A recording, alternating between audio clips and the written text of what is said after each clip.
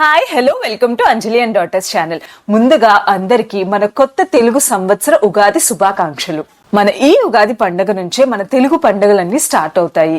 మీరు గనక అబ్జర్వ్ చేస్తే మన ప్రతి తెలుగు పండుగ వాటి జరుపుకునే విధానం నుంచి మన తెలుగు వాల్యూస్, కల్చర్ అండ్ మనం లైఫ్ లో ఎలా ముందుకు వెళ్ళాలి అనే మెసేజ్ దాగి ఉంటుంది.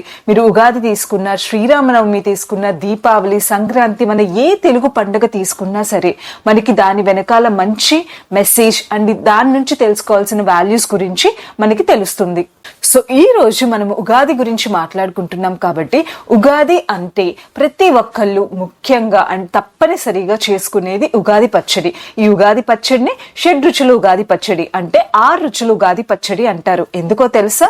ముఖ్యంగా ఈ ఉగాది పచ్చడి మన లైఫ్ లో జరిగే ఆర్ మనం ఎక్స్పీరియన్స్ చేసే ఎమోషన్స్ అన్ని బ్యాలెన్స్ చేసుకుంటూ ముందుకు సాగాలి అని చెప్తుంది. ఆ 6 రుచులు అండ్ ఎమోషన్స్ ఏంటి అంటే, మొదటిది తీపి. ఈ తీపి అనేది మనకి హ్యాపీనెస్ ని, మన లైఫ్ లో మనకి కలిగే హ్యాపీనెస్ ని సూచిస్తుంది అనమాట.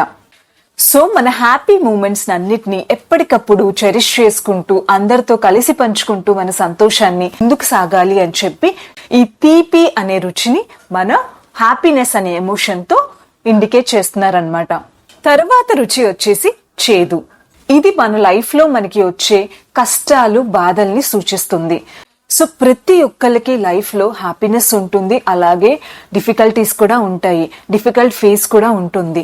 సో మనకి ఈ కష్టాలు, బాధలు వచ్చినప్పుడు కంప్లీట్ గా కృంగిపోకుండా ఆర్ డిప్రెషన్ లోకి వెళ్ళిపోకుండా, కొంతమంది నాకే ఎప్పుడు ఈ కష్టాలన్నీ వస్తుంటాయి, నాకే ఎందుకు ఈ బాధలన్నీ అని చెప్పి డిప్రెస్ అయిపోయి ఇంకా ఎక్కువ బాధపడుతూ దానిలో నుంచి ఎలా బయటికి రావాలి అని ఆలోచించకుండా దానిలోనే ఉండిపోతారు, వాటికి సొల్యూషన్స్ వెతకరు.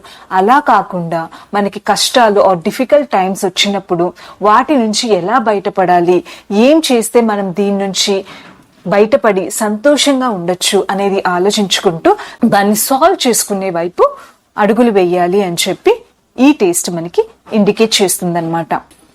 మూడో రుచి వచ్చేసి వగరు. సో ఈ టేస్ట్ అనేది మనకి మన లైఫ్ లో మనకి కొత్త మార్పులు ఏవైతే వస్తాయో అవి ప్లెజెంట్ చేంజెస్ అవ్వుండొచ్చు, అన్ప్లెజెంట్ చేంజెస్ అవ్వుండొచ్చు. అంటే మనకి ఇప్పుడు లైఫ్ లో సడన్ గా అన్ఎక్స్పెక్టెడ్ గా మనకి కొన్ని ఇన్సిడెంట్స్ జరుగుతాయి. వాటి వల్ల కొంతమందికి మంచి జరగచ్చు, కొంతమందికి చెడు జరగచ్చు. సో ఈ రుచి ఆర్ ఈ ఎమోషన్ మనకి ఏం చెప్తుంది అంటే, మనకి అన్ఎక్స్పెక్టెడ్ గా ఏమన్నా లైఫ్ లో చేంజెస్ జరిగినప్పుడు అన్నిటికీ రెడీగా ఉండాలి, ముందు అన్నిటిని ఎదుర్కోవడానికి రెడీగా ఉండాలి అండ్ అన్నిటిని ఈక్వల్ గా వెల్కమ్ చేయాలి అని చెప్పి ఈ టేస్ట్ ఆర్ ఈ ఎమోషన్ మనకి ఇండికేట్ చేస్తుంది అనమాట. తర్వాత రుచి వచ్చేసి పులుపు. సో ఈ రుచి వచ్చేసి మన లైఫ్ లో జరిగే అన్ప్లెజెంట్ ఆర్ డిస్గస్టింగ్ సిచ్యువేషన్స్ గురించి చెప్తుందనమాట.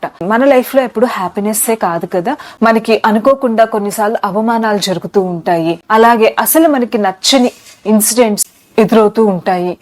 సో ఇలాంటి సిచ్యువేషన్స్ అన్ని లైట్ నోట్ తో తీసుకొని వాటిని చిరునవ్వుతో దాటుకుంటూ. తర్వాత రుచి కారం. ఇది కోపాన్ని సూచిస్తుంది అనమాట. మన అందరికీ తెలిసినట్టు కోపం అనేది అనర్థాలకి దారి తీస్తుంది. అందుకే కోపాన్ని ఎల్లప్పుడూ మనం కంట్రోల్లో ఉంచుకోవాలి. దీని వలన అవతల వాళ్ళకి ఎంత నష్టం జరగదో మనకి తెలియదు, కానీ మన వరకు మనకి మాత్రం చాలా నష్టం కలుగుతుంది కోపం వల్ల. అందుకే ఈ కోపం అనే ఎమోషన్ ని కంట్రోల్లో ఉంచుకోవాలి అని చెప్పి ఈ టేస్ట్ ఇండికేట్ చేస్తుంది. ఫైనల్ గా లాస్ట్ టేస్ట్ వచ్చేసి ఉప్పు. ఇది భయాన్ని సూచిస్తుంది. సో దేనికి భయపడకుండా, అలాగే వంటలో ఉప్పు ఎక్కువైనా తక్కువైనా దాని టేస్ట్ అస్సలు బాగోదు. అలాగే పైన చెప్పిన ఏ ఎమోషన్స్ ఎక్కువైనా తక్కువైనా మనకి లైఫ్ అనేది బ్యాలెన్స్డ్ గా ఉండదు. అందుకనే పైన చెప్పిన ఈ ఎమోషన్స్ అన్ని లైఫ్ లో చక్కగా బ్యాలెన్స్ చేసుకుంటూ ముందుకు సాగాలి అని చెప్పి మన ఈ ఉగాది పండుగ సూచిస్తుంది. ముఖ్యంగా మనం ఇంకొక విషయం చెప్పుకోవాలి. ఈ జనరేషన్ పిల్లల్లో మనం ఎక్కువ చూస్తుంది ఏంటంటే, వాళ్ళు అనుకున్నది ఏదైనా జరగకపోయినా, లేకపోతే ఏదైనా కష్టాలు, ప్రాబ్లమ్స్ వచ్చినా సరే, లైక్ ఎడ్యుకేషన్ రిలేటెడ్ కావచ్చు, లాబ్ రిలేటెడ్, మ్యారేజ్ రిలేటెడ్ ఏ థింగ్స్ అయినా కావచ్చు, అది ఎలా సాల్వ్ చేసుకోవాలి అని ఆలోచించకుండా ఆ ఎమోషన్ లోనే, లైక్ ఆ కష్టంలోనే, ఆ బాధలోనే ఉండిపోయి కొన్ని రోజుల దాకా లోన్లీగా ఉంటూ దాని గురించే పదే పదే ఆలోచిస్తూ వేటి మీద ఇంట్రెస్ట్ చూపించకుండా అలానే ఉండిపోతున్నారు. ఆ ఎమోషన్ లోనే ఉండిపోవడం వల్ల మనకు వచ్చేది ఏమీ లేదు. ఇంకా దాని గురించే పదే పదే మనల్ని బాధ పెట్టే విషయాల గురించి పదే పదే ఆలోచించి ఇంకా మనం హెల్త్ పాడు చేసుకోవడం తప్పించి దానికి మనకి సొల్యూషన్ దొరకదు. అలా కాకుండా ఓకే, ఇప్పుడు నాకు ఈ ప్రాబ్లం వచ్చింది, దీని నుంచి నేను ఎలా బయటపడాలి అని ఆలోచించి దాని నుంచి ఎలా బయటపడాలో దానికి తగ్గట్టు మనం స్టెప్స్ వేసుకుంటూ వెళ్తే తప్పకుండా మనం ఈ డిఫికల్ట్ సిచ్యువేషన్స్ నుంచి అయినా బయటపడగలుగుతాం. సో లైఫ్ అనేది mixture of all these emotions అన్నమాట. మనకి ఏ ఒక్క ఎమోషన్ కొంచెం ఎక్కువైనా ఏ ఒక్క ఎమోషన్ కొంచెం తక్కువైనా మనకి లైఫ్ బ్యాలెన్స్డ్ గా ఉండదు. సో ఈ కొత్త సంవత్సరంలో పాజిటివ్ యాటిట్యూడ్ తోటి అన్ని ఎమోషన్స్ ని బ్యాలెన్స్ చేసుకుంటూ ముందుకు సాగుదాం. ఈ వీడియో చూసినందుకు మీ అందరికీ ధన్యవాదాలు.